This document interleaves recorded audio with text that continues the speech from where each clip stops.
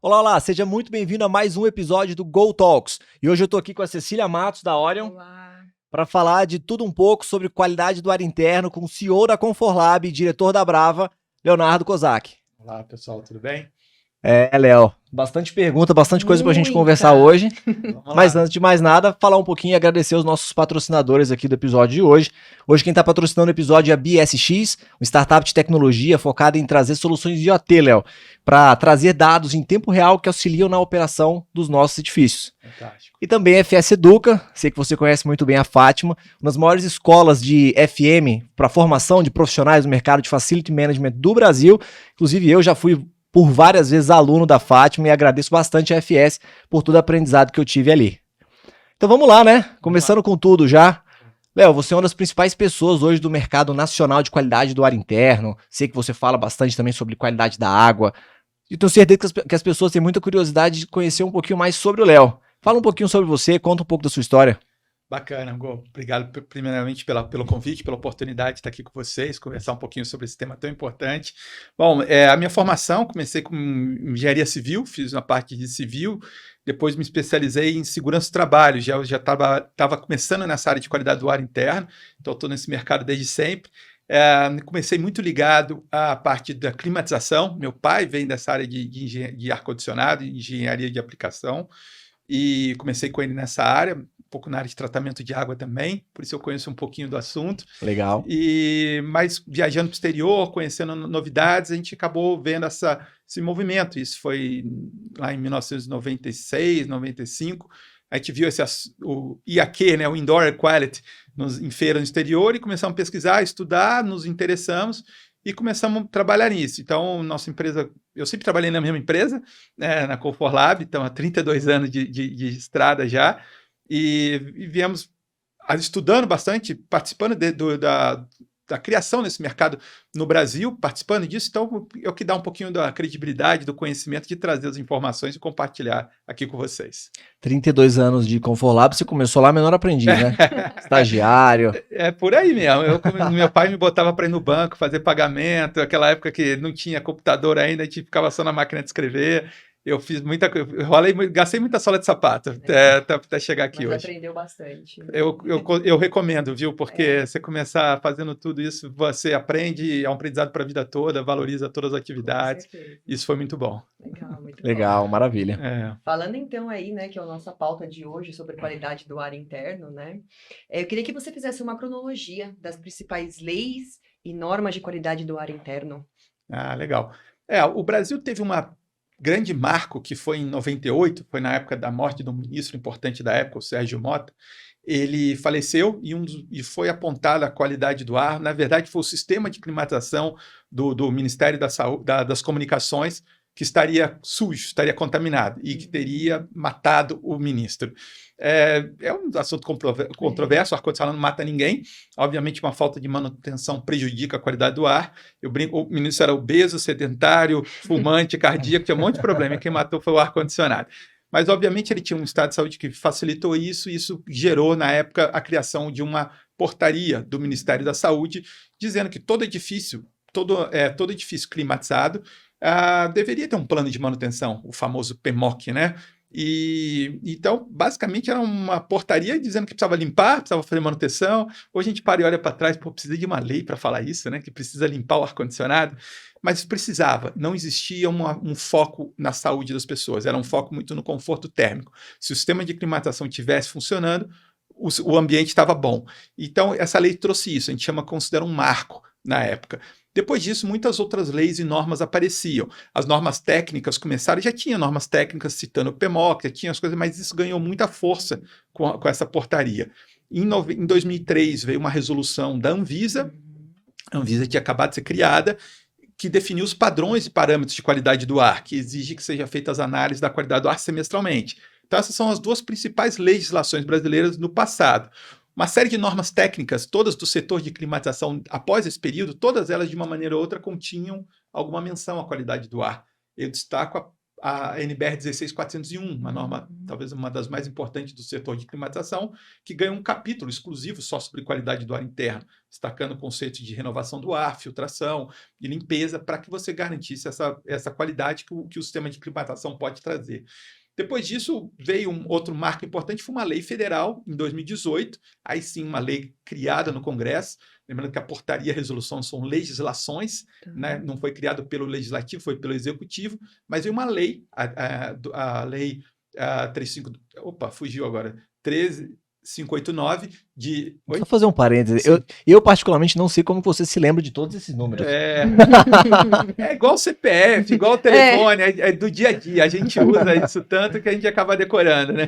Eu sei a data de criação, tipo, você esquece a data de casamento, mas não esquece a data de criação da lei, né? Então, desculpa ter te cortado. Não, que isso. Então, veio essa lei federal em 2018, que deu mais segurança jurídica para todo esse instrumento. E ela, inclusive, cita as normas técnicas da ABNT. Existe aquela discussão no setor, norma técnica obrigatória ou não é obrigatória, né? Aquela questão da voluntariedade ou não.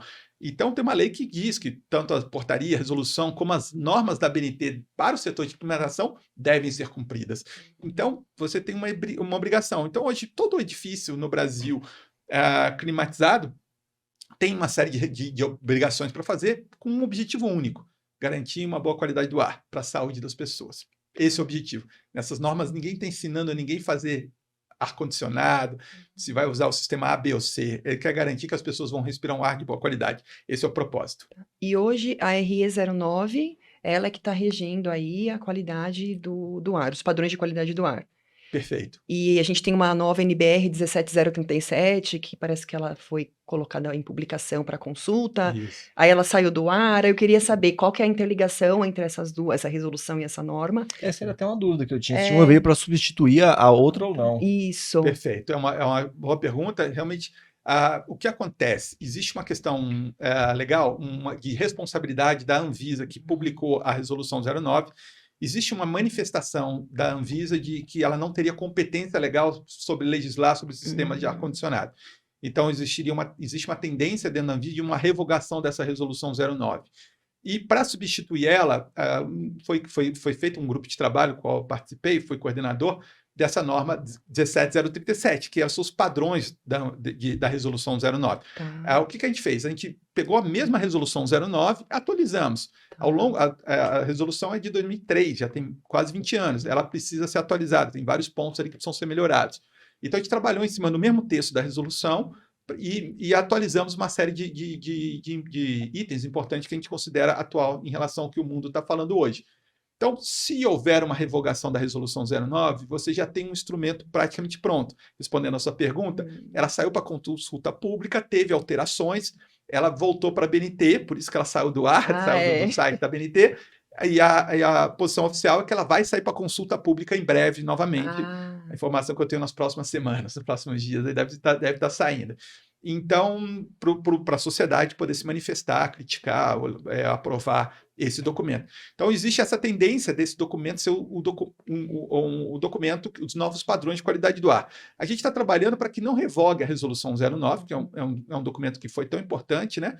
Mas que ele atualize os dados conforme a 17037. Esse é o nosso interesse, que a gente convencer a Anvisa que, em vez de revogar, ela falar os novos padrões de qualidade do ar do Brasil seguem a norma NBR 17037. Esse que é o que a gente está trabalhando para que aconteça. Maravilha.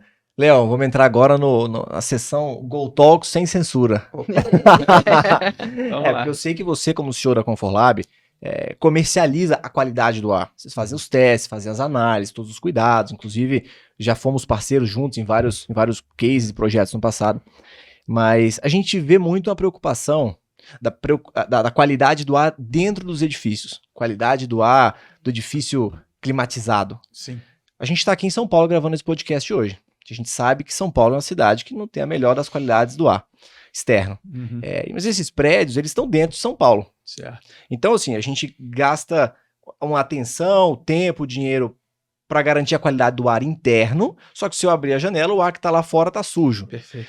E aí, esses anos todos que a gente está preocupado com a qualidade do ar interior climatizado, a gente não está só enxugando o gelo? Ótima pergunta. Realmente, a gente precisa, qualquer que seja o local que está no nosso edifício, precisa conhecer o ar externo. A gente trabalha, a nossa matéria-prima, quem cuida do ar, é o ar atmosférico. Uma vez conversando com o presidente da CETESB, ele usa essa frase: eu nunca achei que eu fornecia matéria-prima para alguém. O ar fornece para o facility, para o engenheiro de ar-condicionado. Você precisa conhecer o teu ar externo, a região que você está, porque quando ele vai entrar no seu prédio, então você precisa tratar ele para entrar no teu prédio. Você tem, nós somos responsáveis pelas pessoas que estão lá dentro. Independente da região que você está, pode estar muito poluído lá fora, como o exemplo que você deu, mas eu tenho que garantir que no meu prédio as pessoas vão estar seguras. E a gente tem como fazer isso. O sistema de climatização é um exemplo. Todo sistema de climatização tem uma captação do ar externo, uma renovação do ar. É um caminho por onde o ar entra que você pode tratar, usar filtros, usar tecnologias para não deixar essa poluição entrar dentro do teu prédio.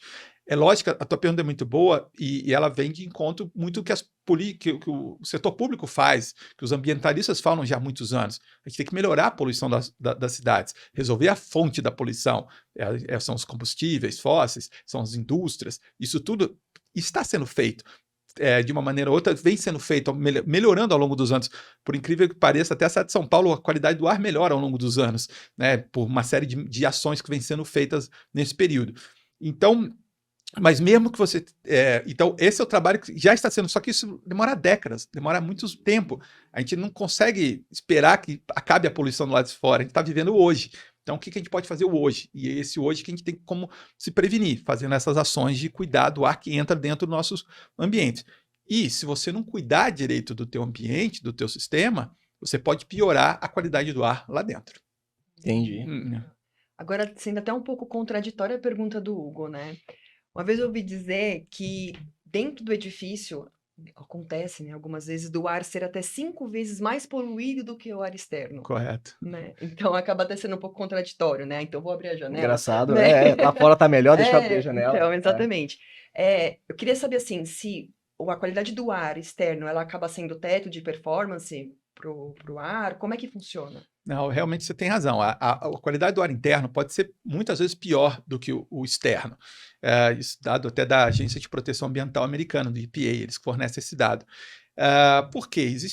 Podem haver uma série de contaminantes dentro do ambiente interno.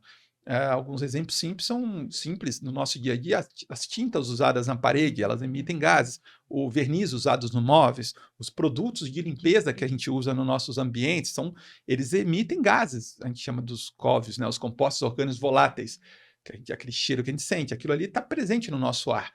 Nós, seres humanos, somos um poluidor do ar. Nós consumimos oxigênio, liberamos gás carbônico, então isso altera a qualidade do ar interno. Nós espirramos, soltando os aerossóis, os famosos vírus que a gente passou numa pandemia gigantesca agora, porque o ser humano estava contaminando. Então, o problema era do ambiente interno. Eu podia estar numa cidade super poluída que eu não ia pegar. Você não tem relato de pegar Covid no ambiente externo. Os relatos, grandes casos de contaminação foram dos ambientes fechados. Então, esse é um caso clássico dos riscos que você tem, porque você concentra poluentes num ambiente fechado, muitas pessoas no mesmo local respirando o mesmo ar. Por isso, esse conceito da piora do ar interno. Às vezes a gente fica com a impressão que o carro que polui, a indústria, está tudo lá fora. E a gente não vê o poluente aqui dentro, né? Acho que por isso essa falta de impressão. Mas acontece sim, dentro dos ambientes fechados. Léo, da mesma forma como você fala da qualidade do ar, você fala da qualidade da água. Sim. Para a qualidade da água, por exemplo, num sistema de climatização, você tem ali um circuito fechado, você coloca um dosador, de tempos em tempos você tem um pulso e libera um químico na rede. Correto. Você consegue melhorar a qualidade da água com o químico. Correto. No ar é um pouco complicado, né? Porque a gente não vai colocar um borrifador a cada 50 centímetros para ficar melhorando a qualidade do ar.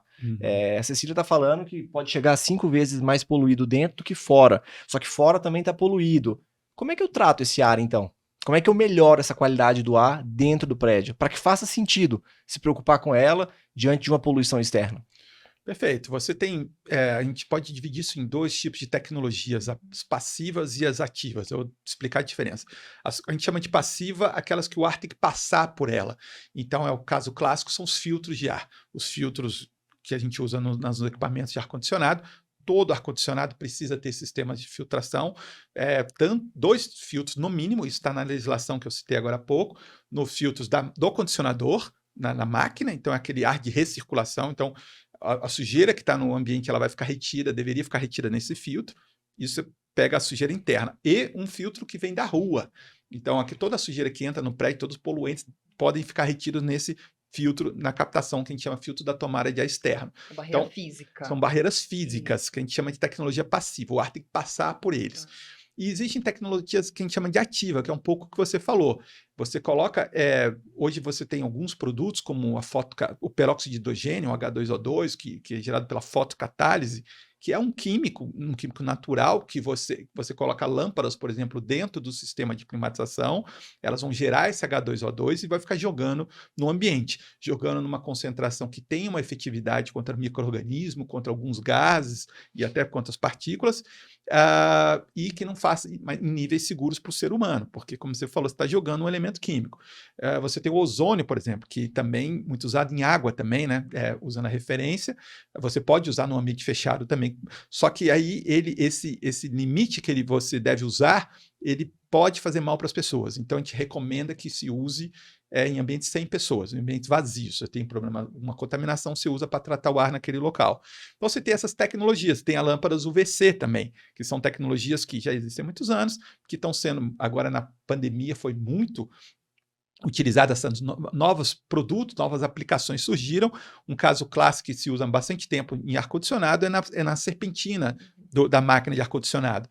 É um local úmido que favorece o crescimento de micro-organismos. Então, você tem uma lâmpada UVC, com uma certa distância calculada direitinho, ela vai ficar tratando aquele local, não deixa micro-organismos crescerem. Então, isso é uma boa aplicação que você pode usar. Algumas aplicações, por exemplo, por lâmpada UVC, também por passagem. O ar tem que passar, mas você tem que projetar bem para que seja uma quantidade de lâmpadas, um tempo de exposição suficiente para ela ser efetiva. Então, você tem tecnologias. Tudo isso que eu estou falando não são produtos de prateleira. Vai ali, compra e põe no teu escritório. Você precisa dimensionar, um projetista, um consultor, alguém que vai te orientar a fazer isso. São novas tecnologias, todas têm seus prós e contras, todas têm seus limites de segurança, senão a lâmpada UV, ela faz mal para as pessoas, se você, principalmente nos olhos. Então você tem que tomar alguns cuidados. Dá para usar, as normas internacionais já permitem, reconhecem essas tecnologias, só que tem que usar, como quase tudo na vida, com parcimônia, usar com cuidado, sobre orientações corretas.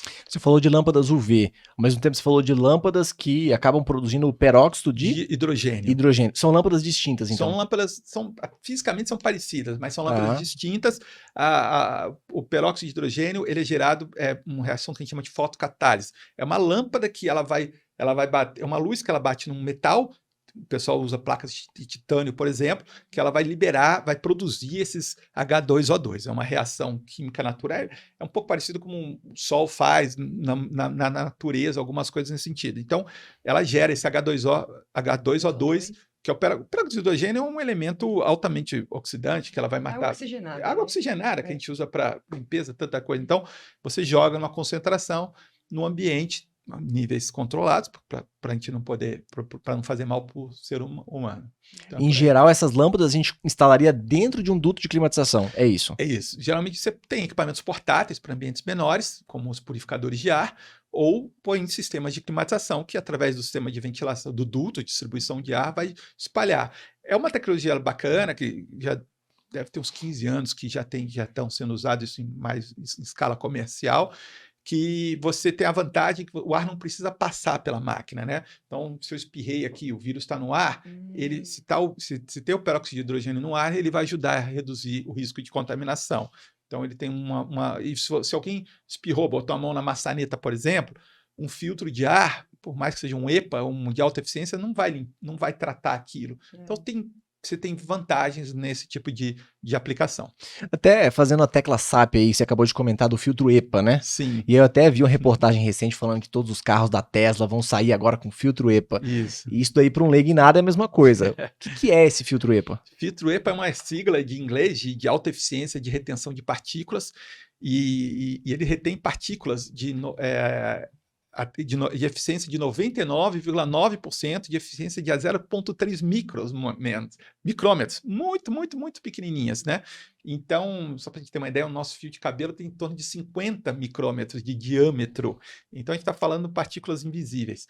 E esse filtro tem capacidade, inclusive, de reter partículas que podem estar carregadas com os vírus do SARS-CoV, com o vírus da Covid. Então, esse filtro é muito usado em larga escala em hospitais, por exemplo, centros cirúrgicos, salas limpas, locais que você precisa de um controle do ar muito rigoroso, indústrias alimentícias, farmacêuticas e nas aeronaves. Não sei se teve a oportunidade de pegar um avião depois da pandemia, a maioria das companhias aéreas estão falando, nossas aeronaves são dotadas de filtro EPA, que retém 99, então, justamente para trazer essa segurança para o operador. Então, eu recomendo bastante, é uma tecnologia reconhecida, de alta eficiência. Eu recomendo que você use esses filtros, se possível, em sistema de ar-condicionado, se possível, no aspirador de pó da sua casa, porque se tirar a sujeira, ficar retida ali, no filtro dos carros, como você citou, não só a Tesla, várias outras montadoras, os carros de ponta, a maioria deles já estão saindo com esses filtros. Então, eu acho que é uma tendência. A gente vai ouvir muito falar desses filtros no futuro para a gente poder cuidar melhor da qualidade do ar. Léo, uma dúvida, assim, você está falando de um filtro que é super eficiente, porque barra a passagem de vários micro-organismos, particulados e tudo mais. Mas e a perda de carga que ter um filtro desse pode impactar e às vezes até aumentando o custo de energia para operar aquela máquina? Perfeito, você tem toda a razão. De novo, não dá para fazer isso, comprar na prateleira e botar. Isso. Precisa ser calculado, precisa ser projetado. Então, é um desafio que a indústria tem, os prédios têm, e você tocou num ponto fundamental, que é o consumo energético, que a gente precisa achar esse ponto de equilíbrio. Eu prefiro investir num filtro, gastar mais energia, como você citou, e preservar a nossa saúde. A gente viu o impacto financeiro que a Covid faz pelo afastamento das pessoas, pela perda de produtividade, pelo um prédio ausente. Então, isso acontece já, né? Independente da Covid, as pessoas ficam doentes nos escritórios, nos ambientes, por problemas respiratórios e muitas vezes porque não tem um controle de qualidade do ar adequado e porque a gente está economizando em filtro, em renovação do ar para economizar energia. Então, é uma conta, se você botar no papel o custo das pessoas, é muito, mas muito maior do que o custo energético.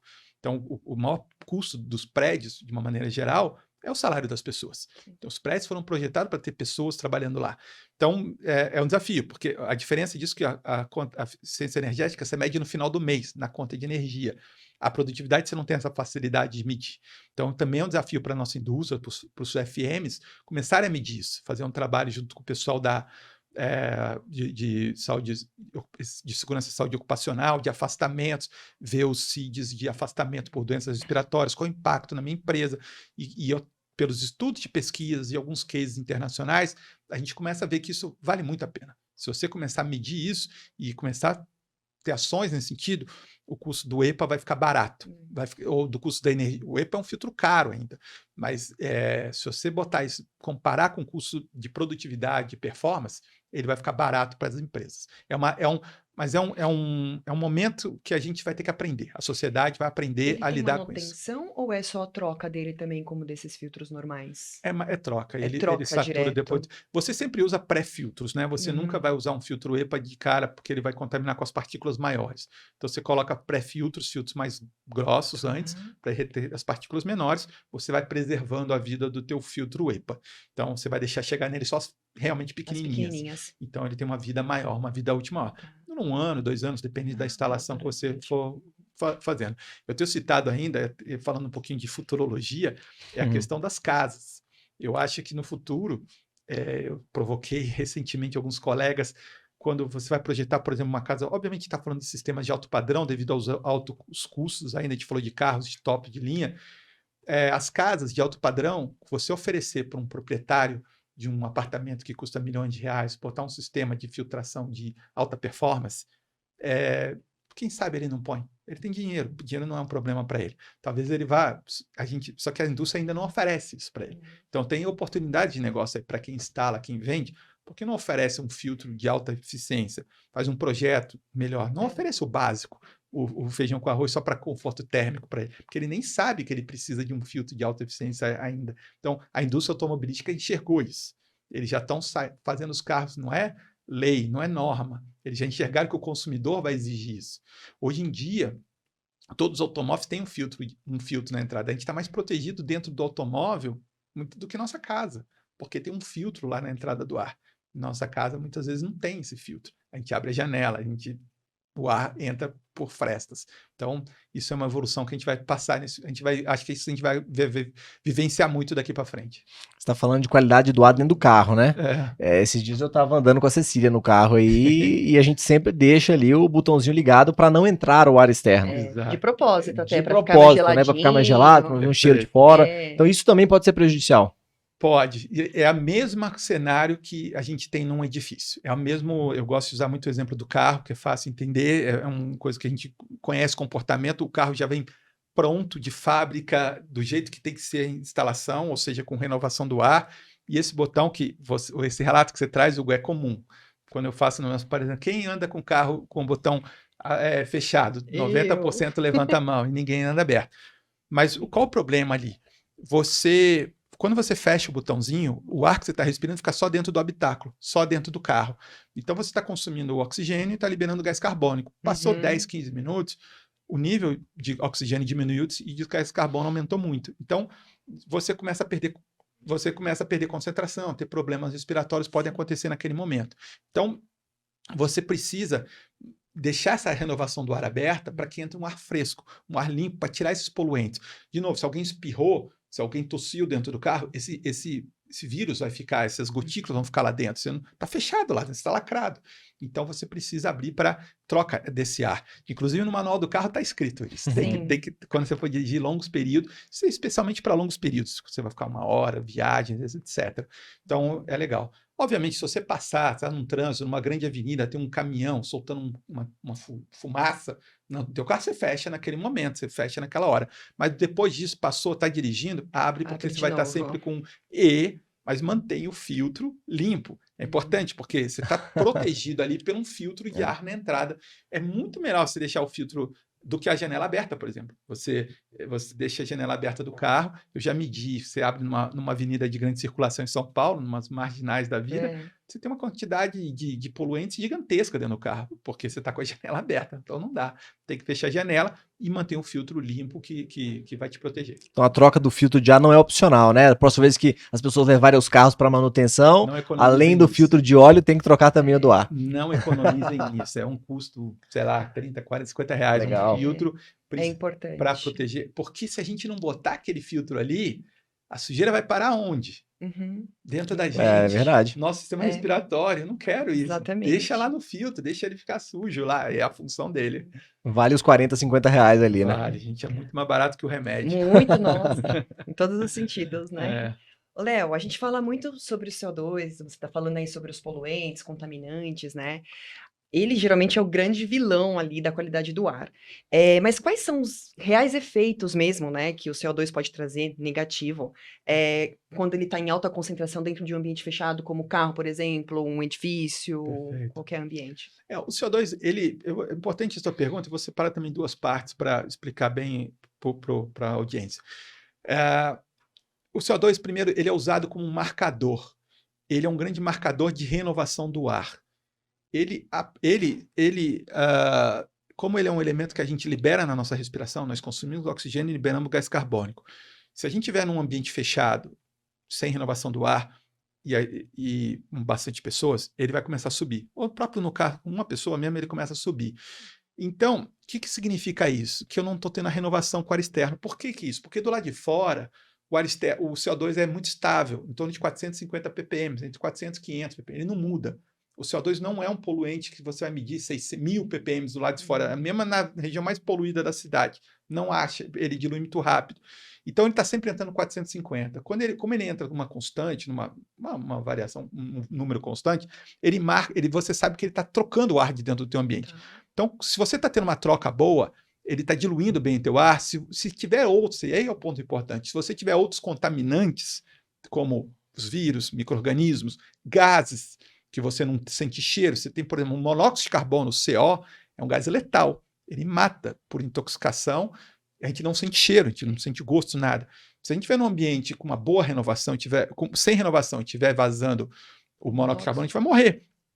E se você tiver um sensor de CO2 e ele vai me dizer se está tendo uma boa renovação do ar. Se você estiver num ambiente que limpou produto químico, tiver uma boa ventilação do teu local, o CO2 está baixo, quer dizer que está renovando. Se tiver um produto químico lá, ele vai sair rapidamente do local. Aquele poluente sai mais rápido, ele é um diluidor. Então, ele é um marcador.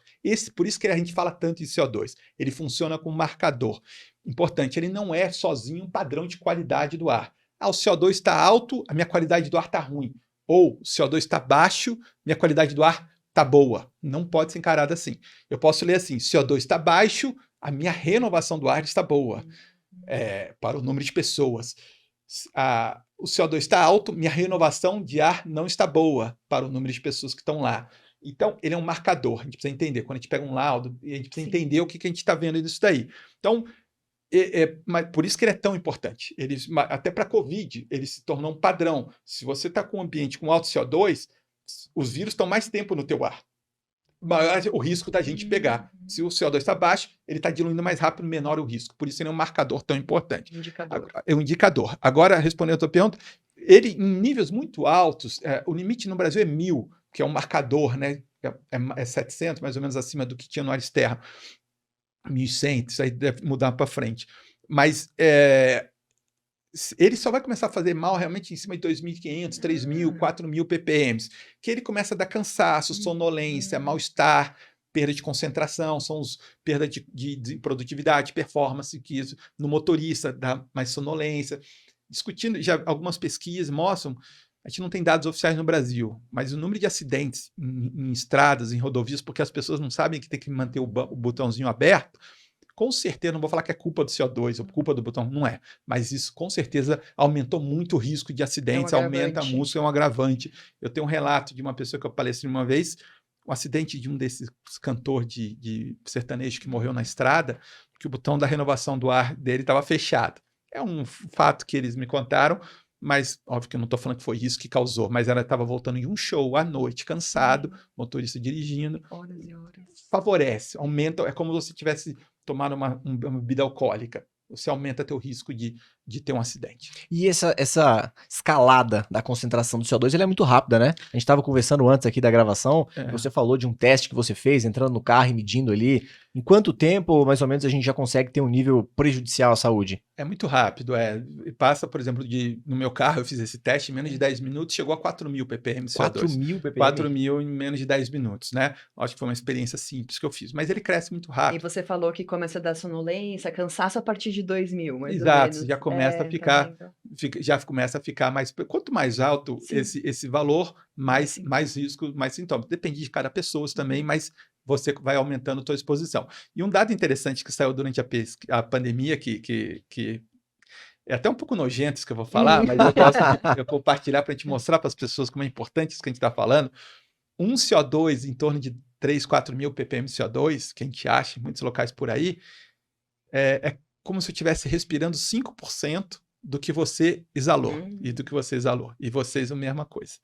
Então, quando a gente está num ambiente nessas concentrações... Deixa eu ficar um pouquinho mais para trás. Exatamente, vamos se afastar. Mas é isso, a gente aprendeu por hábito, não bebe um no copo do outro, no canudo, a gente não divide, por higiene, uma questão que a sociedade adotou, mas a gente respira o ar que o colega exalou. Por isso que tanta gente, você manda um filho para a escola, por que ele volta com virose? Porque você não tem uma baixa ventilação, 30 crianças numa sala, um está respirando o ar que o outro respirou, que soltou. Não é o ar que eu respirei, é o mesmo ar, não. É o que eu soltei. É muito nojento pensar isso. Mas acontece. É a realidade. É a realidade que a gente precisa desenvolver para parar de fazer isso. Legal. Léo, você fala uma frase com frequência que eu gosto muito, que é os prédios precisam de respirar. Exato. E eu sempre associo essa sua frase à renovação. Exato. Você me apresentou um dado que eu fiquei surpreso, de que hoje aproximadamente 80% do mercado brasileiro de climatização é atendido por mini splits. Exato. Que a gente sabe que por padrão também de fábrica, de instalação, não vem com um sistema de renovação acoplado. Correto. E aí? O que a gente faz com isso? Qual que é a dica? Grande alerta. Eu vejo esses resultados, inclusive, nas análises laboratoriais que a gente faz, né? A gente faz no Brasil todo, em diversos locais. O maior problema que a gente vê disparado é em alto índice de CO2 em locais sem renovação adequada, muitas vezes com sistemas mini split instalados. Primeiro ponto para responder essa pergunta, eu gosto de deixar claro que a culpa não é do mini split. O mini split está quieto na loja. Senão você vai sair daqui preso, né? Porque o mini split está quieto na loja, no loja de departamento, e alguém instalou ele lá. Alguém colocou ele lá, alguém não botou lá e não botou a renovação do ar. Então, eu acho que esse é o primeiro ponto que eu deixo claro.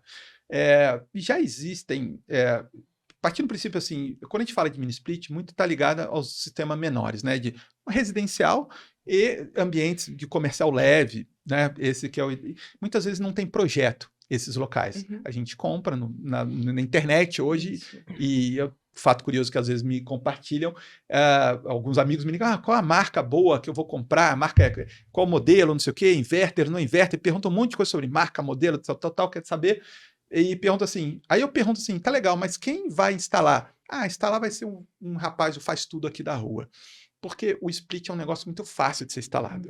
Os fabricantes conseguiram desenvolver equipamentos muito simples, que não requer muita habilidade, e com todo respeito às outras profissões, mas um pintor, um eletricista, vê alguém instalando splitter, rapidamente pega o jeito e sabe fazer.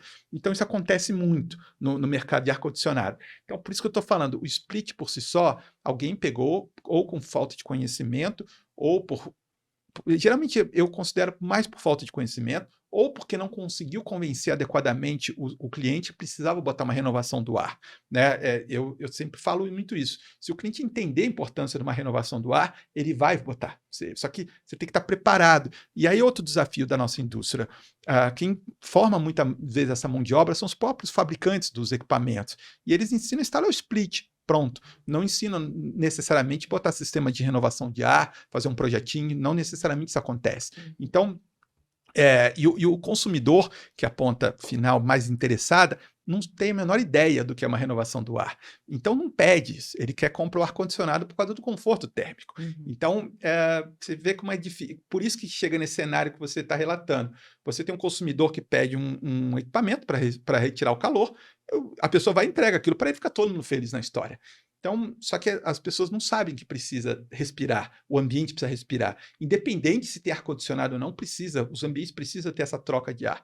Então, é um desafio que a indústria tem. Hoje já lançou, já tem na indústria uma série de alguns produtos de renovação de ar, de baixos custos, que você coloca com coisas muito simples, que já tem filtros classe grossos, médios, finos e médios, desculpa, que você já consegue retirar uma boa quantidade dessas partículas. E com custos muito baixos, custos 1/3 do preço do split, você coloca uma renovação do ar. É um trabalho que, pela Brava, a gente tem falado muito para os instaladores, ofereça isso, tente convencer teu cliente.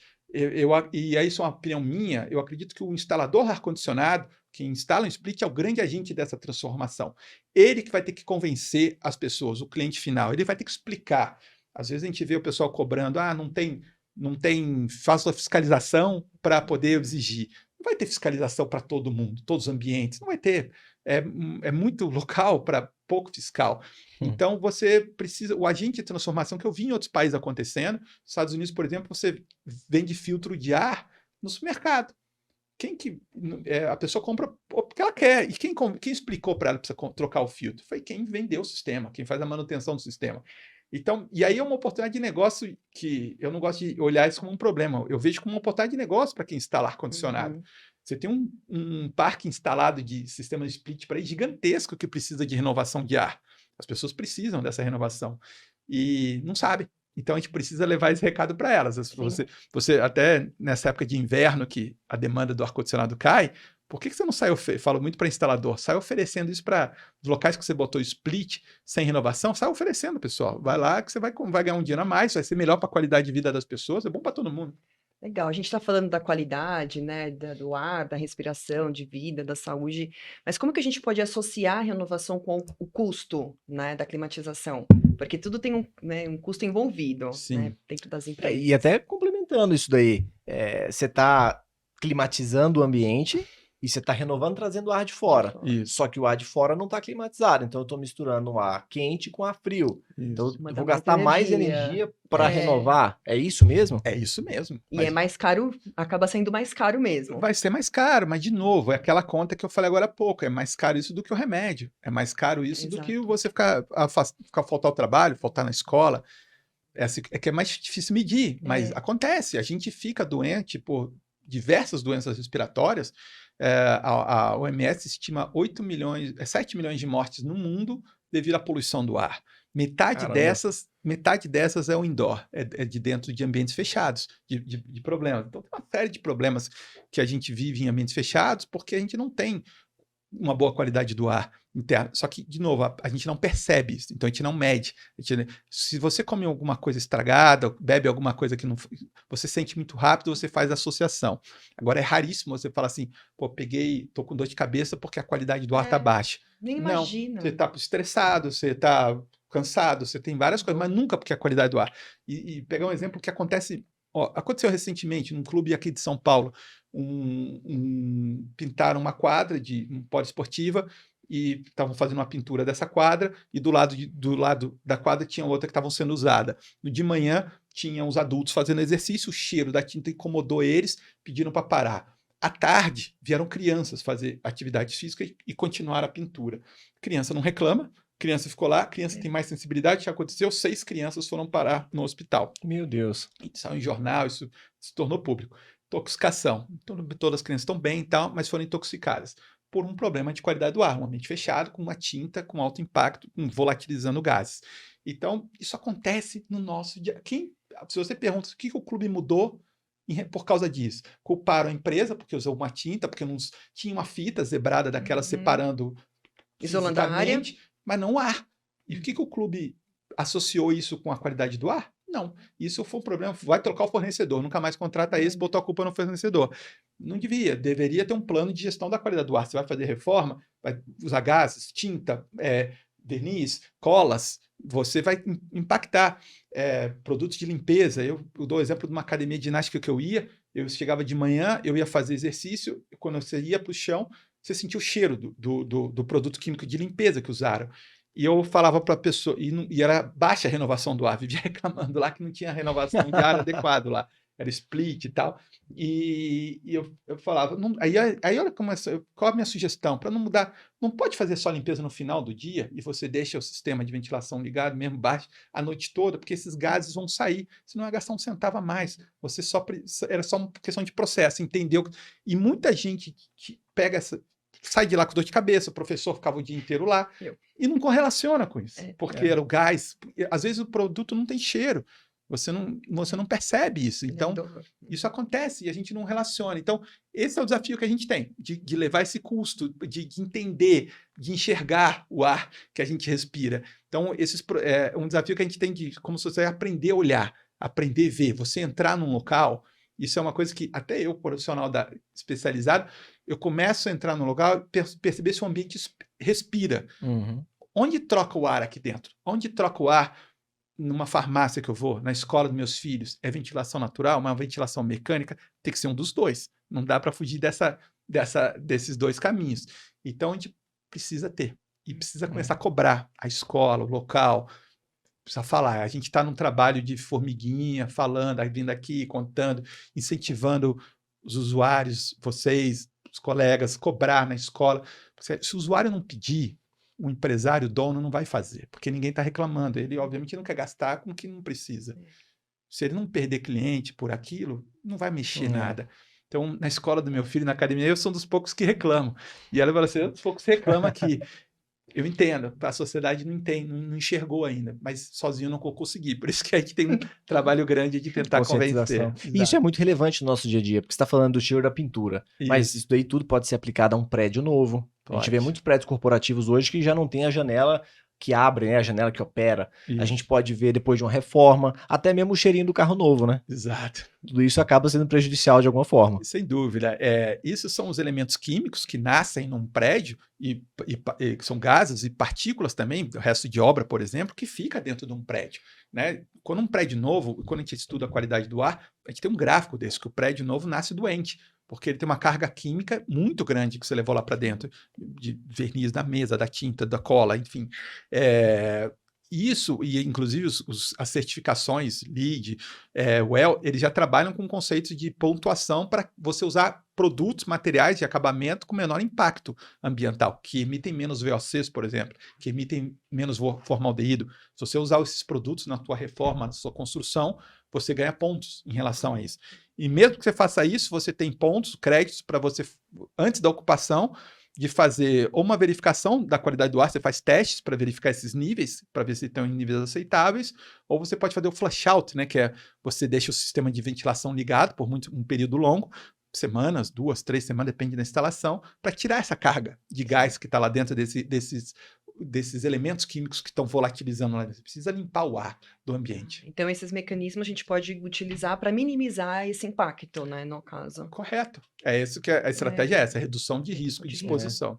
Léo, você falou, rapidamente, assim, você falou da certificação LEED, Procel e de algumas metodologias, exemplo dessa do flush out, para melhorar essa qualidade do ar. Mas hoje a gente já tem algum selo, alguma norma específica para a qualidade do ar? A gente vê algumas iniciativas, tem algumas, eu posso destacar, a certificação WELL eu gosto bastante, porque ela é bem focada, faz vários, entre outros itens tão importantes, né, de bem-estar dentro do ambiente, mede-se a qualidade do ar, o LEED tem alguma certificação que para os prédios para manutenção, que também verifica. Tem algumas nacionais, como a da Brasindor, uma sociedade de qualidade do ar interno, que tem um selo que verifica principalmente o sistema de climatização, os laudos da qualidade, é meio que uma auditoria do sistema de ar-condicionado, tem um selo de validação de 1 ano que você verifica tudo, vê se o PMOC está em dia, a qualidade do ar está em dia e tal, já tem isso. Esses são alguns dos principais que eu vejo no mercado. Algumas outras iniciativas pontuais em relação à qualidade. Tem alguma coisa de limpeza de carpetes também, o pessoal da Britac está trabalhando algumas coisas assim. Então, tem iniciativas que estão buscando isso. Eu acho que é uma tendência. E eu destaco também uma norma ISO, a 16000-40, que é sistema de gestão de qualidade do ar interno, uma certificação ISO. Se você tem implantado um sistema de gestão que você vai olhar tudo que a gente está falando aqui, da tinta, do processo de limpeza, do ar-condicionado, tudo que envolve qualquer risco que envolva a qualidade do ar, você já tem uma norma, isso foi editada em 2019, que verifica todo o sistema de gestão em relação à qualidade do ar do prédio. Legal, Léo. A gente já está com o tempo expirado aqui, mas tem uma pergunta que eu não poderia deixar de fazer. Voltando ao Go Talk sem censura, né? Deixando o melhor para o final. A gente já está acostumado a ter uma medição semestral da qualidade do ar. A maioria dos gestores prediais já se acostumaram, já tem isso na rotina, até no budget anual.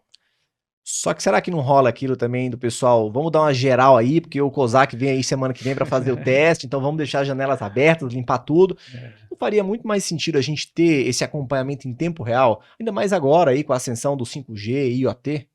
Sem dúvida, eu acho que é uma tendência, Augusto, isso aí vai acontecer, naturalmente, eu acho que esse é o caminho, o padrão de qualidade do ar que a gente tem, que é semestral, foi uma medida adotada pela Anvisa lá em 2003, que funcionou, é uma boa medida, você mede inclusive os fungos, mas a tendência é essa, e tudo para o digital, já tem muitas tecnologias dessas chegando no mercado, estão ficando mais barato, com um acesso mais fácil para todo mundo, e você tem um filme, né, a gente brinca que a análise da qualidade do ar é uma fotografia semestral, e a medição online é em tempo real. Você tem um filme completo do que está acontecendo. Ele é um excelente parâmetro para te ajudar a monitorar e cuidar da qualidade do ar do prédio. Claro que nem todos os parâmetros vão ser controlados ali em tempo real, mas talvez alguns que sejam mais impactantes, que consiga sinalizar uma qualidade, alguma coisa. Exato, os fungos você ainda não consegue botar ainda no digital ainda. Acho que no futuro vai dar, mas por enquanto ainda não está online. Mas CO2, VOC, temperatura, umidade, particulados, são itens que está facilmente colocado nesse sistema. Que já dá para ter uma noção de como está a qualidade. Você, como gestor do prédio, inclusive o usuário também, já tem algumas iniciativas que a gente vê, inclusive,